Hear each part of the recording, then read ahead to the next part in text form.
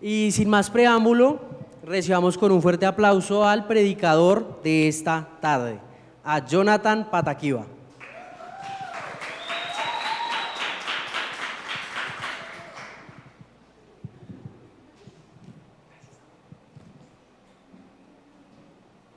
Muy buenos días.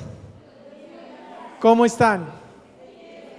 Qué rico que podamos estar hoy y compartir hoy, porque necesitamos de Dios. ¿Cuántos saben que así es? Qué alegría por los que pudieron viajar, por los que pudieron salir. Nos alegramos por ellos y que pasen muy rico. Pero hoy vamos a pedirle a Dios de que nos hable, de que hable a nuestro corazón. Sabemos de que Él es el que habla, ¿no? Él es el que toca nuestros corazones. Él es el que hace la obra. Señor Dios, te damos gracias, Señor, por este día, Dios. Gracias por permitirnos estar aquí hoy, Señor. Gracias por permitirnos compartir, Dios. Señor, vinimos acá porque te necesitamos, Dios. Porque estamos necesitados de ti. Ponemos delante de ti nuestras cargas, lo que nos aqueja, Dios, lo que nos carga, Dios, lo que nos preocupa. Y lo ponemos delante de ti y te pedimos, háblanos, dirígenos tú, Señor. Enséñanos lo que debemos hacer. En el nombre de Jesús, amén. Canté con mucha fuerza hoy. Estoy seco.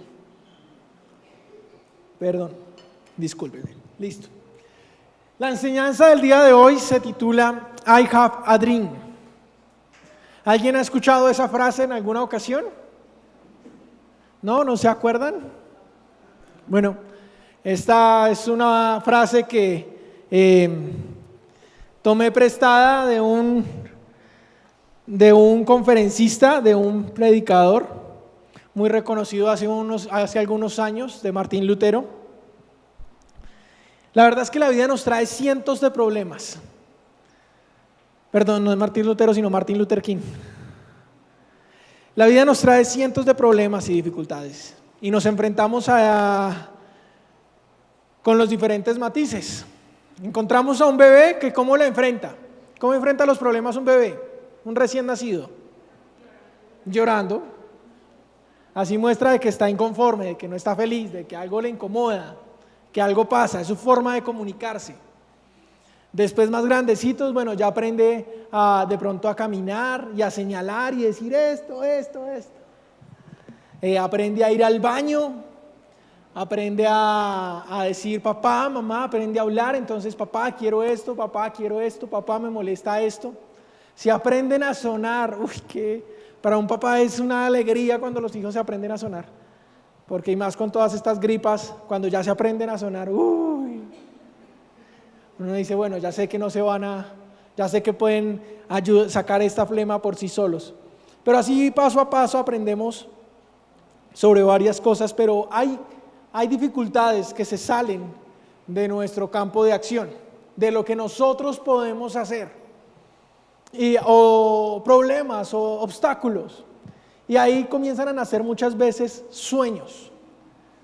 Y hay en esos sueños que se comienzan a desarrollar, que no son tan fáciles de conseguir como por nuestras propias fuerzas, es donde empezamos a trazar nuestra vida, empezamos a trazar propósitos, empezamos a invertir esfuerzo, dedicación. Pero la verdad es que Dios también tiene un sueño que quiere que logremos. Cosas que ha plantado en nuestros corazones y en nuestras vidas con el propósito de motivarnos, incentivarnos y encaminarnos hacia su plan, hacia su propósito. Y esos sueños deberían llamarnos y deberíamos inquietarnos. Y tal vez tú me digas, Jonathan, yo quiero es tener un poquito de paz. Yo quiero es ya pues terminar de organizar las cosas y ya pues tener paz y estar bien. Bueno, eso también vendrá. Pero más allá que eso, cuando tú te encaminas en el propósito de Dios, encontrarás sentido a tu vida. Y encontrarás el valor de estar vivo. ¿Me ayudas con la siguiente, por favor? Él fue el predicador, es una foto de él, de Martin Luther King Jr. Y con eso en mente, Hemos leído y hemos visto las historias y sabemos que cuando recibimos un sueño, casi siempre es sinónimo de dificultades. ¿Cuántos acá han construido casas o han ayudado con la construcción de casas? Y ustedes sabrán que construir una casa no es nada sencillo, pues tiene sus dificultades. Ay, que se le cayó un poquito de mezcla al vecino, ay, que el vecino se incomodó, que me tocó barrer, que me tocó hacer. Pero cuando te propones hacer la casa, tú la terminas. Trabajas y haces lo necesario hasta terminarla. Y en la Biblia encontramos diferentes personas que cuando recibieron un sueño, recibieron aparentemente muchas dificultades con ese sueño. Como fue en el caso de José, con los celos de sus hermanos. Fue en el caso de David, con el celo de David, que tuvo que salir huyendo y tuvo que esconderse, fingirse estar loco por un sueño que recibió de parte de Dios. Ni siquiera que aparentemente hubiera nacido en él, pero recibió de parte de Dios, o avivó Dios en él después de ungirlo. Y Jesús mismo, el sueño de salvarnos. Sin embargo, encontramos esta frase que encaminada correctamente hacia donde debe ser, nos da cierta terquedad que necesitamos para los sueños que Dios nos ha dado. Y es, si no puedes volar, entonces corre. Si no puedes correr, entonces camina. Si no puedes caminar, entonces arrástrate. Pero hagas lo que hagas, síguete moviendo hacia adelante. Esa fue una frase célebre también de unos de los discursos de Martin Luther King Jr. Y nos habla de, a veces no sientes tal vez las ganas de levantar las manos. Ok, no sientes las ganas de cantar, está bien. No sientes las ganas de alabar a Dios y moverte y danzar. Bueno, pero ¿qué puedes hacer? No, puedo ir a la iglesia y sentarme. Haz eso, muévete. No te quedes sentado, no te quedes allá en casa, no te quedes arrodillado o doblegado por lo que tienes. Muévete hacia adelante, con lo que tengas, con las fuerzas que tengas. No te están pidiendo fuerzas extra, con las fuerzas que tengas, muévete hacia adelante, continúa avanzando. Y eso es una de las cosas que tenemos que tener muy en cuenta en los propósitos que Dios pone en nuestras vidas. Sin embargo, encontramos un versículo que no, me sorprende, o encontré un versículo que me sorprende muchísimo y que creo que tiene muchísima sabiduría. Veo que tiene muchísima sabiduría. Bueno, como toda la Biblia. Está en Salmo 110:1. Todavía no vamos a ver ese versículo, pero ese versículo nos habla y es Jehová hablándole, dice David, inspirado por el Espíritu Santo, le dijo Jehová a mi Señor: siéntate a mi diestra hasta que ponga a tus enemigos por estrado de tus pies. Aparentemente esto nos habla de una pasividad, ¿cierto? Pero es más allá que una pasividad. Es una confianza. Es un enfoque. Vemos a Jesús y Jesús no era una persona que se quedara muy quieta, pero durante 30 años supo esperar el momento para actuar y supo decir: no es mi momento, no es el momento, hasta cuando fue el momento y avanzó. Supo esperar. ¿Y cómo esperamos cuando nos desesperamos? ¿Cómo esperamos ante la angustia, ante la desesperanza, ante el desespero, ante el sinsabor, ante el no saber qué hacer? Bueno, una de las formas es sentarnos al lado del Padre. Esa es una buena forma de esperar, sentarnos al lado del Padre. Y aunque Jesús vino y recibió su asignación del Padre, esperó, hizo su ministerio en 3 años, se esforzó y se esforzó y se esforzó. Luego fue humillado, fue puesto en duda, lo criticaron y luego de ser criticado fue muerto, fue humillado, fue escupido. y luego vuelve a recibir la asignación de espera. Espera hasta que ponga tus enemigos por estrado de tus pies. Esto es algo que nos mueve, uno, a la obediencia, pero dos, nos hace reflexionar hacia la forma correcta o hacia la dirección correcta en las que nos tenemos que mover. Muchos de ustedes dirán: Jonathan, ¿y usted qué hace allá con una ruana? ¿No le da calor? Sí, un poco. Pero me hace acordar, relacionada a la frase de I have a dream, de cuando leí la frase de I have a dream y el discurso, él habla y dice: tengo el sueño de que hijos de hombres esclavos se sienten a la mesa con los hijos de los dueños de los esclavos. Es curioso que no dice que los hijos de los dueños de los esclavos paguen por toda la maldad que hicieron sus padres. Saben, en ocasiones podemos, cuando estamos persiguiendo un sueño o cuando simplemente estamos viviendo y hemos recibido injusticias en nuestra vida, podemos tener esta sed de venganza y decir: que paguen.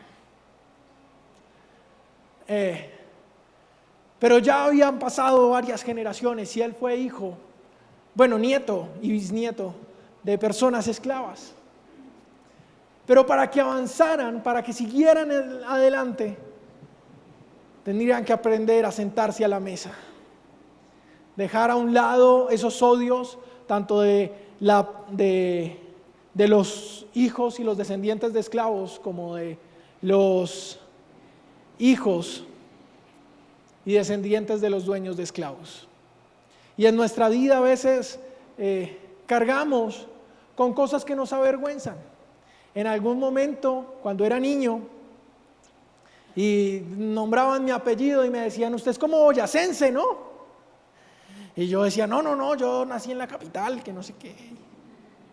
Pero sí, mis abuelos son de Boyacá. ¿Y por qué me avergonzaba? Bueno, a veces por esa burla, esa jocosidad que a veces se hace en los colegios. Pero cuando cargamos a veces al cargarnos con esas humillaciones y con esas vergüenzas por cosas que no nos deberían avergonzar, nos alejamos del propósito de Dios, dejamos de caminar en la dirección correcta y comenzamos a caminar en una dirección de agradar a personas y a desgastar fuerzas en donde no tenemos que gastarlas. ¿Tiene algo de malo ser boyacense? No. ¿Tiene algo de malo el lugar de nuestro nacimiento? No. ¿Para qué invertir fuerzas en cosas que no valen la pena? Eso nos drena y drena recursos que tenemos que utilizar en otro lugar. Así igualmente tenemos que aprender a diferenciar qué batallas estamos peleando. Y si la batalla que estoy peleando vale la pena pelearla o no. Pues es lo que soy. Esto es lo que soy.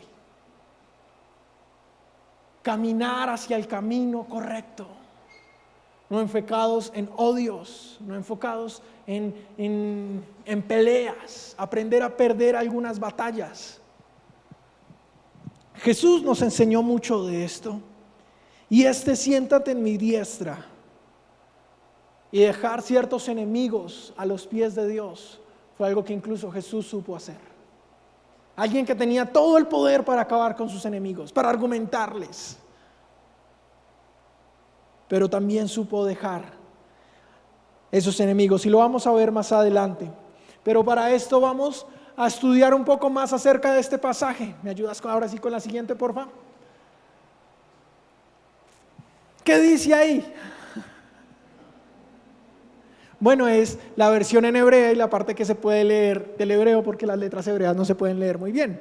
Pero aquí lo puse intencionalmente por estas frases: Nehum Adonai la Adoni. Adoni es Señor.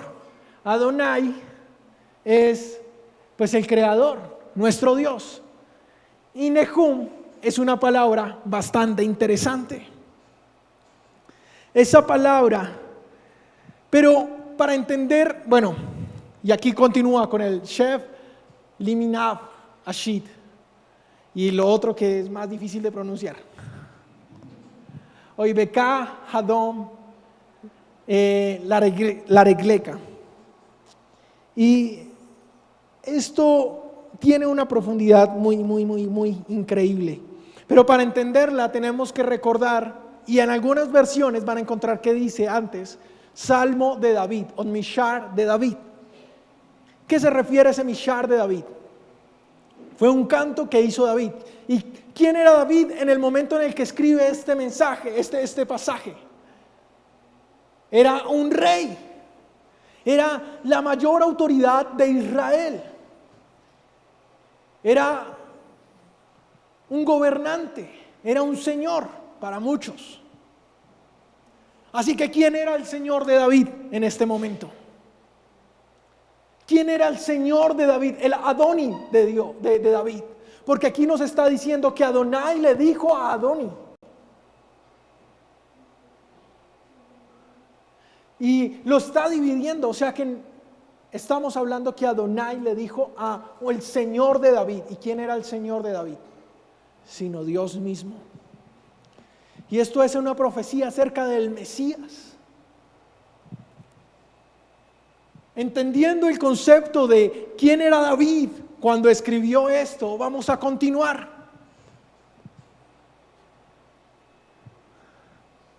Y vamos a entender un poco lo que es Nehum. Y esa palabra, las veces que ha aparecido en la Biblia. Y Nehum era una palabra bastante, no era simplemente como decir o hablar o pronunciar. No era una palabra común. Se usaba exclusivamente en contextos proféticos o de revelación de Dios. Y la primera vez que aparece esta palabra Nehum está escrita en Números 24:3. Y si lo buscan en sus Biblias van a encontrar que fue cuando Balaam, un profeta, es contratado por Balac, un rey de Moab, que tenía miedo al ver a Israel y le dijo: maldícelo. Y después de varios intentos de maldecir a Israel, Balaam dice: oráculo de Balaam. Muchas versiones dicen oráculo de Balaam, o profecía, o palabra de Balaam. El hombre caído, pero con los ojos abiertos. Y da una profecía que también es mesiánica. También nos hablan del elegido. O sea que es una promesa, una profecía, un oráculo. Es una revelación. Este versículo. En realidad este capítulo. Porque si leemos el capítulo entero nos habla de la profecía de Jesús. Y teniendo en mente que David cuando lo escribió era el rey, y teniendo en mente este contexto de Nehum, o sea, oráculo o declaración solemne de Jehová, oráculo de Jehová a mi Señor, o profecía de Jehová a mi Señor. Es una profecía, no le está diciendo, no le está dando una orden, no está hablando del presente, está hablando de un futuro. Vamos a continuar con el Shep Limini Ad Ashit. Y sus enemigos. La siguiente vez que nos aparece este versículo de Salmo 110:1 está en Mateo 22:44. Y Jesús finaliza una serie de preguntas que habían sido hechas para provocarlo con el verso del Salmo 110:1 y preguntándole a los fariseos: ¿de quién es hijo el Mesías? Y ellos respondieron muy rápidamente: de David.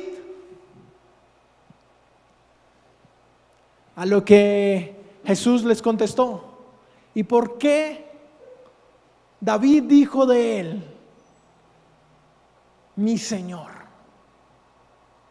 ¿Por qué David se refiere a él, al Mesías, mi Señor? Los fariseos entendían que era un salmo profético, que hablaba del Mesías. Por esa palabra Nehum que habíamos visto y por el contexto. Y ahí, aunque no le siguieron preguntando más cosas, ahí vemos varias cosas que nos enseña Jesús. Jesús tenía toda la habilidad, toda la sabiduría, toda la destreza para haber callado a los fariseos y haberles dicho: están equivocados, no están viendo las cosas bien, para haberlos convencido de la verdad. Pero no lo hace. Al contrario, les nombra este pasaje. Y entre líneas, lo que yo entiendo es que les está diciendo: yo no me encargaré de ustedes en esta ocasión. El Padre se encargará de ustedes. Hay batallas que no debemos pelear. Hay batallas que debemos entregarlas a Dios y que deberemos aprender a sentarnos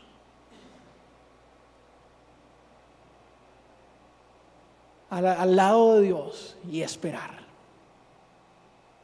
Y esperar.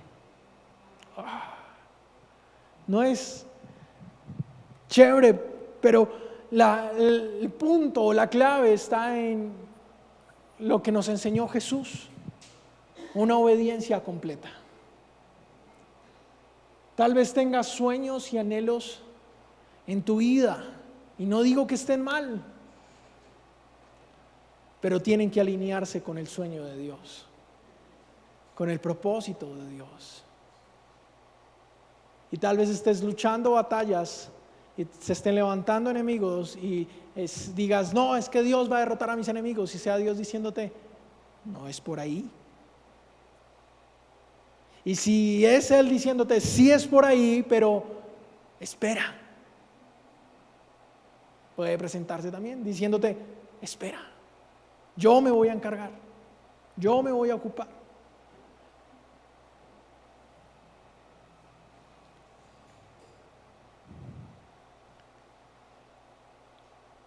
La siguiente vez que nos aparece este versículo está en Hechos 2, 34 y 35. Lo utiliza Pedro. Y escogí esta frase para resumir esta ocasión en la que nos aparece este mismo versículo de: siéntate a mi diestra hasta que ponga a tus enemigos por estrado de tus pies. Porque Pedro y los discípulos reciben la asignación, la orden de parte de Jesús, que se queden en Judea hasta que sean investidos del poder de lo alto. Y luego de que son investidos, Pedro sale. Yo no sé si alguno sabe de dónde sale esta frase de corderos a leones. No está en la Biblia, no está en la Biblia. Es un diálogo o una frase que aparece en una película que después adoptan otras películas, pero esta fue una película que salió en el 2005, el año en el que nació mi cuñadito, del director Ridley Scott. La película se llama Kingdom of Heaven, o El Reino de los Cielos, donde el protagonista, Orlando Bloom, que representa a Bailan y Blaine, es un joven herrero que busca una segunda oportunidad en la vida. Busca ganarse el honor que tal vez no había tomado durante su vida. Y es nombrado caballero en el tiempo de las cruzadas, en el tiempo de la caída de Jerusalén. Y él dirige el ejército en un tiempo en el que, en una ciudad en donde no tenía guerreros. Casi que él era el único caballero o persona que sabía usar bien la espada. Y él enseña a jóvenes a usar la espada y a defenderse y defiende la ciudad hasta que logra llegar a un acuerdo con los palestinos en donde les perdona la vida a la gente y ellos rinden la ciudad y salen de la ciudad. Y nos habla de corderos a leones, de personas que dejan de tener miedo y salen a luchar. Y tú dirás, pero ¿eso qué tiene que ver con el pasaje? Todo. Dentro de las palabras, la palabra ashit tiene como definición: ponga o haga poner a tus enemigos, o haga poner. Y muchos de nosotros vamos a ser usados en hacer poner a los enemigos del Señor bajo sus pies. Y no podremos tener siempre miedo. No podremos agradar siempre a la gente. Y digamos la verdad, a esta generación y habemos cristianos a los que a veces nos cuesta hablar de Cristo con nuestros compañeros. ¿Por qué? Porque nos da pena. Pero ¿cómo superas esa pena? ¿Cómo superar esa pena? ¿Cómo superar esa vergüenza? Convirtiéndote de cordero a león y recibiendo la llenura del Espíritu Santo. Recibiendo la llenura del Espíritu Santo. Y ahí te podrás parar como muchos en la antigüedad y muchos de la generación anterior, diciendo: no me avergüenzo del Evangelio, porque es poder de Dios para salvación. Pero no se logra solamente con fuerzas y discursos motivacionales. Se logra con la llenura del Espíritu Santo. Eso fue lo que movió a Pedro de pasar de negar a Jesús unos días antes a pararse frente a una multitud y hablarles con una autoridad y con una presencia de Dios, que hizo que ese día se convirtieran 3,000 personas. Y eso es algo que nosotros también necesitamos: pasar de corderos a leones.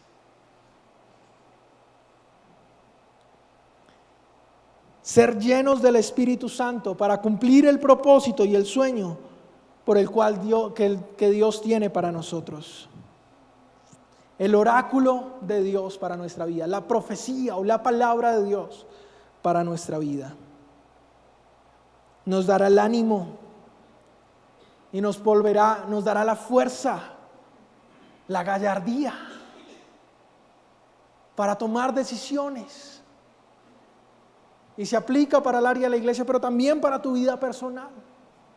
Para tomar decisiones y para decir: quiero cambiar en esto, pero no lo logro. Bueno, ¿qué decisiones más te hacen falta por tomar? Yo también he luchado con el pecado y lucho. Y no he encontrado muchas veces victoria en el pecado, sino hasta cuando he tomado decisiones radicales en mi vida.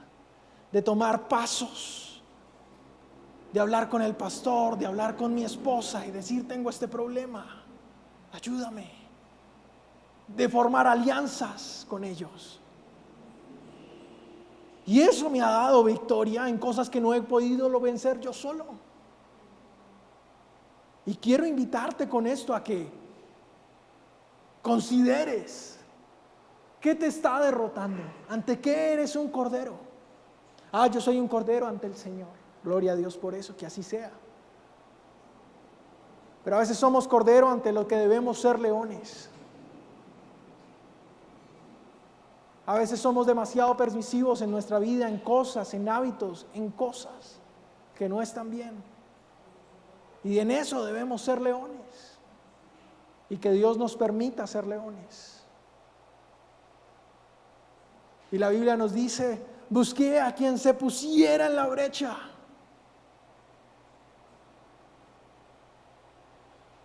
A quien diera un paso, a quien se incomodara. Pero es que eso no es asunto mío. Que Él pueda encontrarnos de nosotros personas que se pongan en la brecha y digan: un momento, Señor, ten misericordia. Ten misericordia, Dios, y podamos orar e interceder por otros, y podamos hacer lo que Él pide de nosotros.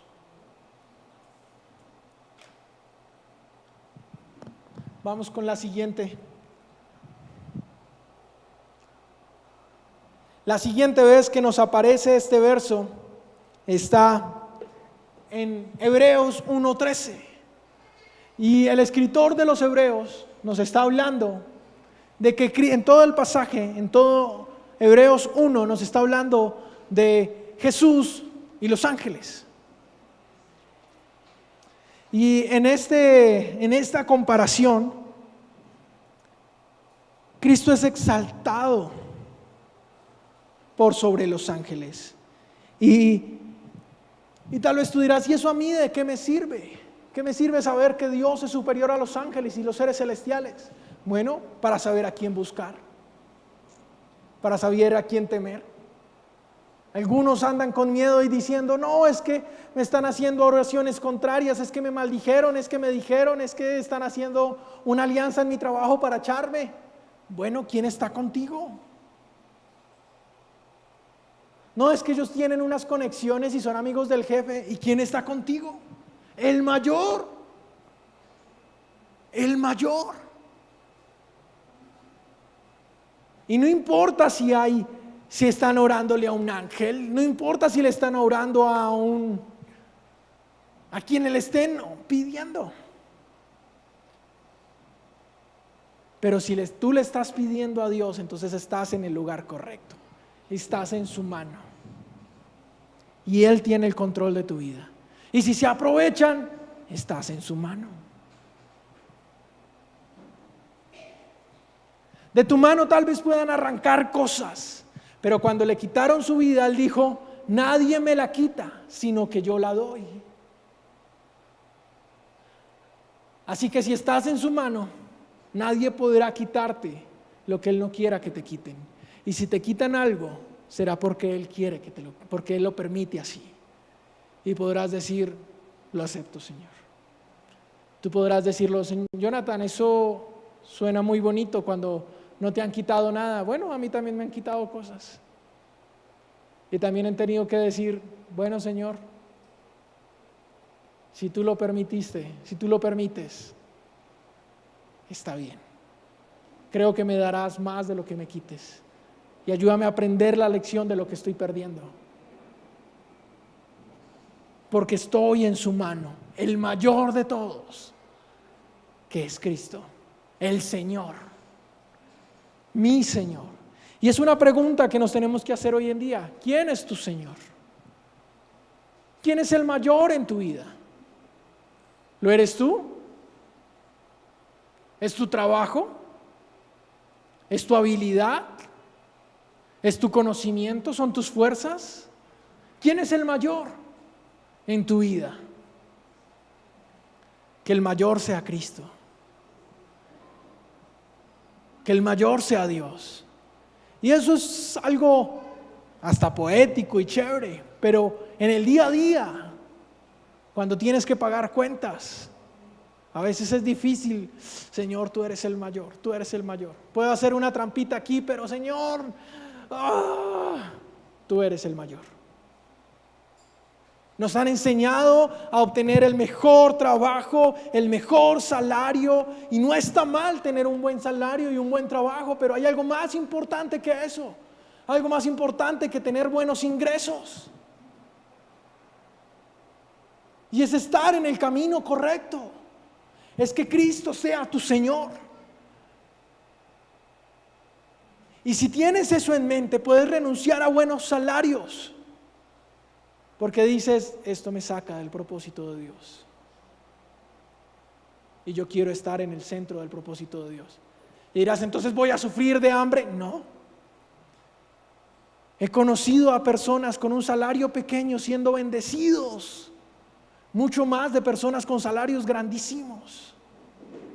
He conocido personas de 20 millones de salarios de 20 millones mensuales, pidiéndole a una persona con un salario de 1.500.000 mensuales prestado. ¿Por qué? No es mala administración, Jonathan, eso es mala administración y hay que hablar de administración. Sí, pero muchos de ellos saben más de administración que cualquiera de nosotros, pero no han hecho lo correcto. y el salario se les va entre las manos. Y a veces me he preguntado lo mismo y le he dicho, Señor, ¿será que no estoy haciendo lo correcto? Porque yo me acuerdo de la casa de mi papá, que no ganaba la mitad de lo que yo gano y tú lo bendecías más. Mis zapatos no se gastaban tanto, mi ropa me duraba más. Y al hacerme esa pregunta me confrontaba a mí mismo y decía, ¿por qué estoy en el lugar que estoy? ¿Por qué me enfoco en el lugar que tengo? ¿Por qué me aferro a esto? ¿Por qué me da tanto miedo soltar? ¿Es porque mi fe está puesta en esto? Y tenemos que ser sabios, y con esto no le estoy diciendo que vayan todos a renunciar, no, para nada. Pero sí que te preguntes, ¿dónde está puesta tu fe? Y si el mundo fuera conmovido, si tu tierra fuera conmovida, ¿qué vas a hacer? ¿Llorarás como los que no tienen esperanza? ¿O conservarás la esperanza y dirás, así sea con un mínimo, así sea lavando platos, Dios me va a bendecir y me va a sacar adelante? Porque mi bendición proviene de Dios. Haciendo lo que sea que haga, con lo poco, pero agradándolo a Él, voy a salir adelante. No tendré que mentir, no tendré que hacer trampa, no tendré que empujar, humillar.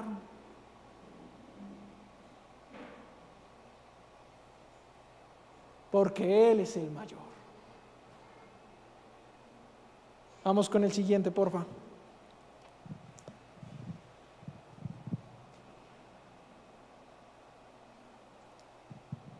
Escogí esta imagen intencionalmente. No sé si alguien se acuerde.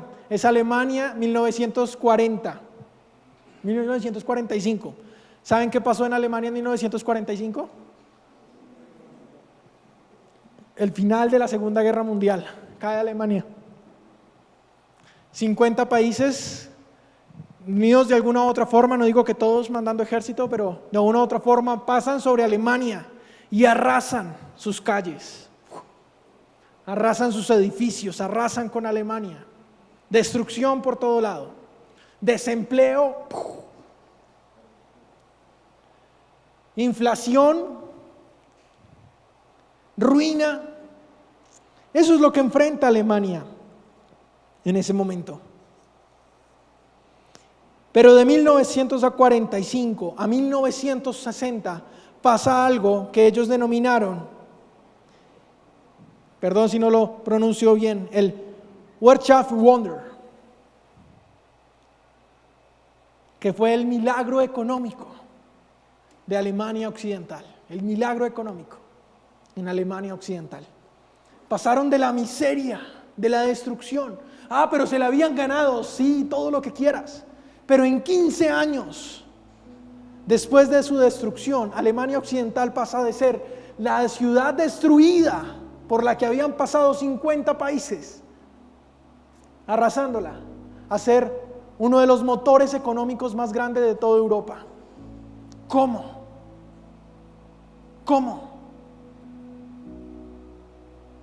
Sí hubo una reforma monetaria en 1948.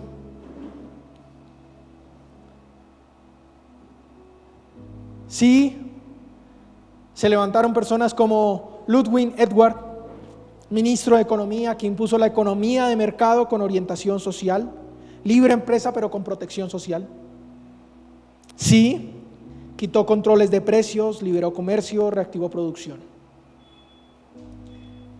Se activaron planes como el Plan Marshall de Estados Unidos, donde hubo inversión y ayuda, no solamente económica, sino también de tecnología, de materias primas, de capacitación.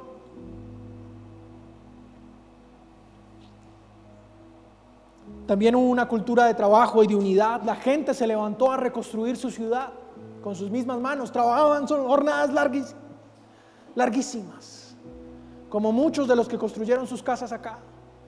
Terminaban de trabajar y iban a construir.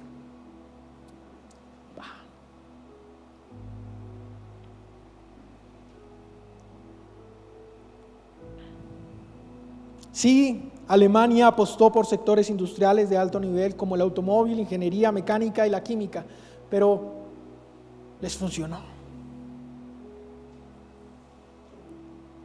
Salieron empresas como Volkswagen, Siemens y BASF.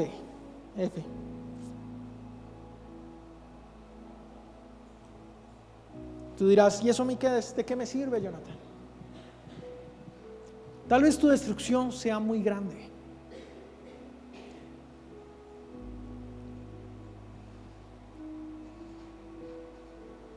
Pero si el país que destruyó al pueblo judío,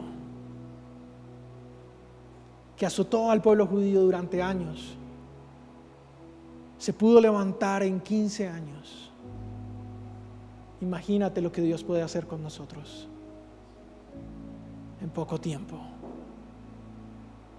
Imagínate lo que Dios puede hacer con nosotros. Lo hizo con un país que merecía la miseria que vivió, sí, pero muchos de nosotros merecemos la miseria. Las maldiciones a veces en nuestras vidas han sido justificadas, o los momentos difíciles no los hemos ganado, han sido consecuencia de nuestras malas decisiones, de nuestro mal proceder. ¿Y ahora qué? Bueno, tenemos un Dios que, como nos habla en Hebreos 10 del 12 al 13, tomó el puesto como sumo sacerdote y como sacrificio para poner a tus enemigos por estrado de sus pies. No por estrado de tus pies. Pero ¿cómo así? Sí, los vas a derrotar, pero están a estrado de sus pies. Están a sus pies. ¿Quieres vencer a sus enemigos? Están a sus pies. Búscalo a Él. Ahí los encontrarás. Ahí encontrarás la fuerza para vencerlos y para superar la circunstancia que estés enfrentando. Para ser un testigo de lo que es la redención y la restauración de Dios. Para ser un baluarte y ser sorprendido al ver la obra de Dios en tu vida.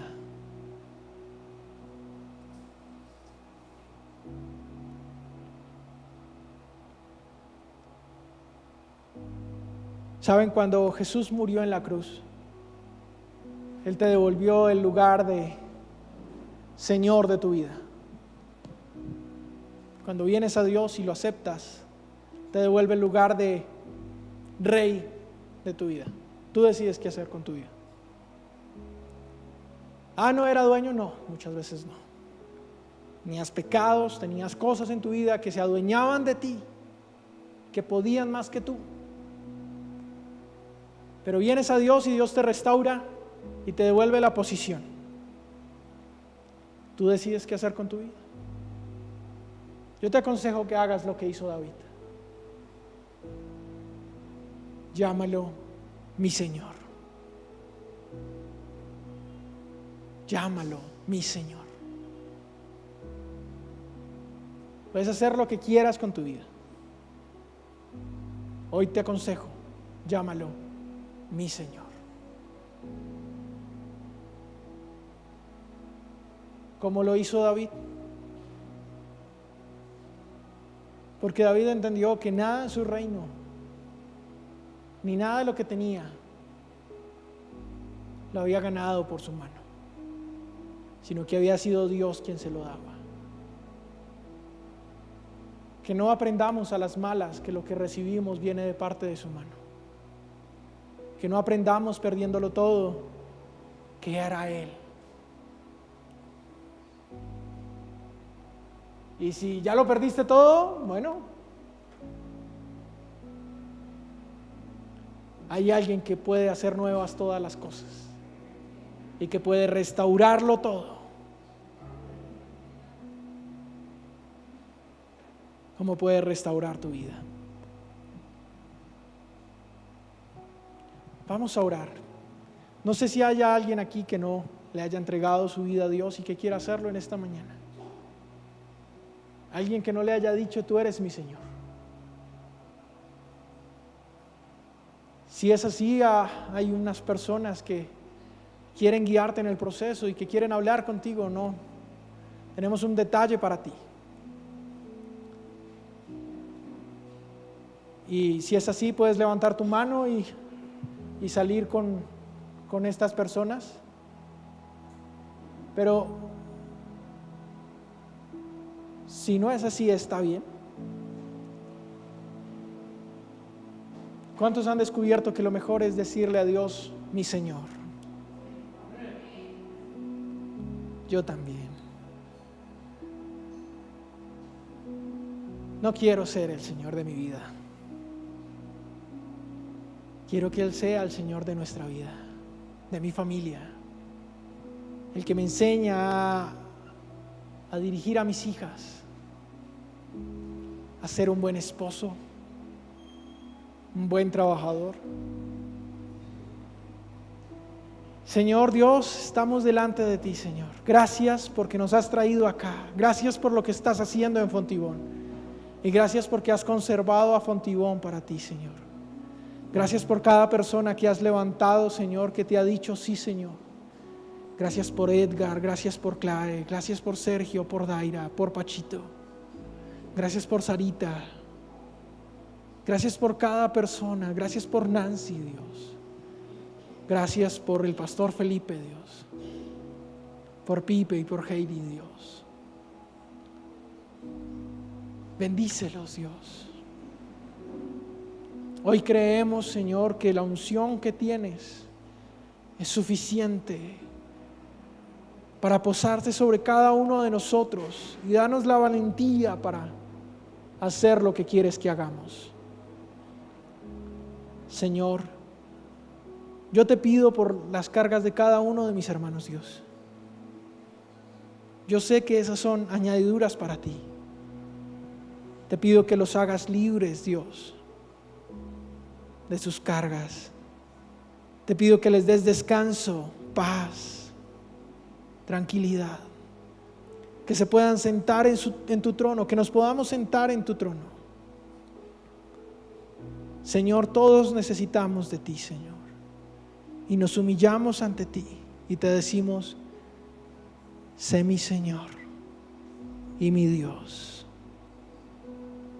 Y aun cuando no tengo fuerzas para llamarte Señor, aun cuando no tengo dudas, cuando tengo luchas, aquí estoy, avanzando hacia ti. Toca más fuerte, toca más fuerte, que no me pierda tu pasada sobre mi vida, que no pierda tu pasada sobre mi vida y sobre mi casa, en el nombre de Jesús. Amén y amén.